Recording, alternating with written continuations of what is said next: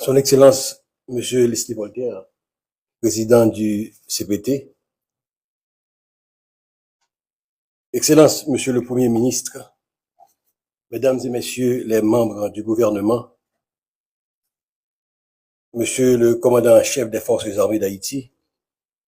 Monsieur le commandant-chef des forces de police, Monsieur le commandant-chef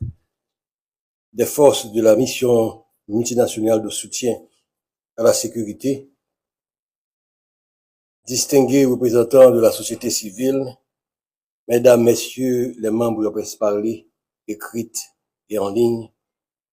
honorables invités en vos rangs, grades et titres. Dans ce contexte de menaces de sécurité de niveau de défense qui mettent en péril l'existence même de notre République, le bien-être et la survie de nos communautés, tant à Port-au-Prince que dans l'Artibonite, je ne dirais pas que c'est un plaisir pour moi de répondre une nouvelle fois à l'appel de la patrie, mais plutôt un devoir. Aussi, voudrais-je profiter de l'occasion pour remercier le Conseil présidentiel de transition et le Premier ministre pour la confiance qu'ils ont placée en moi en faisant choix de ma personne au titre de secrétaire d'État à la sécurité publique. À un moment où le pays vient d'enregistrer pour l'année 2024 qui vient de s'écouler un nouveau triste record en matière de statistiques criminelles, soit 5601 homicides et 1494 cas de kidnapping. J'ai une pensée spéciale pour toutes les victimes directes ou indirectes de l'insécurité pour lesquelles j'ose vous demander un moment de silence. Mesdames, Messieurs, si j'ai accepté de revenir au service de l'État et de la population dans un contexte aussi difficile que troublé, ce n'est pas parce que je crois que je peux faire des miracles, ni que je sois porteur d'un quelconque destin messianique, mais c'est seulement parce que j'ai grand espoir que mon expérience dans le domaine stratégique et opérationnel,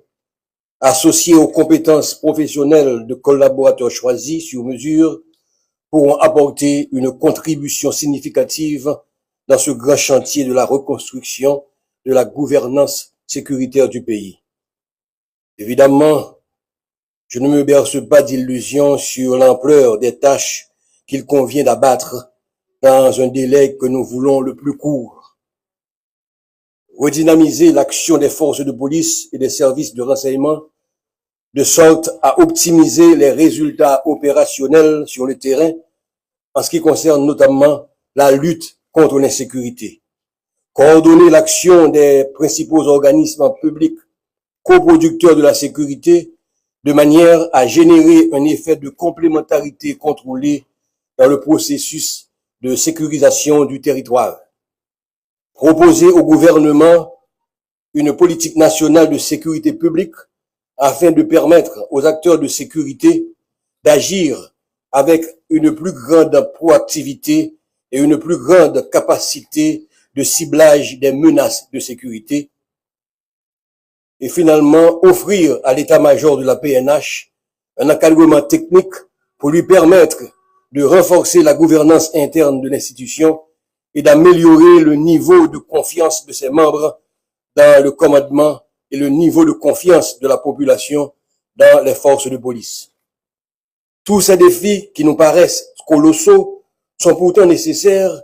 pour garantir la mise en place d'une ingénierie institutionnelle performante, en même temps qu'il nous faudra aussi penser ou repenser les outils stratégiques qui nous permettront de mieux appréhender et mitiger les facteurs de risque du crime transnational organisé qui ne cesse de menacer notre sécurité intérieure. Je pense naturellement aux menaces de sécurité que représente le trafic des armes et de munitions impliquant les frontières haïtiano-dominicaines et les ports de la Floride, le trafic de drogue qui ne cesse de transformer notre territoire en un pays transit pour les cartels colombiens.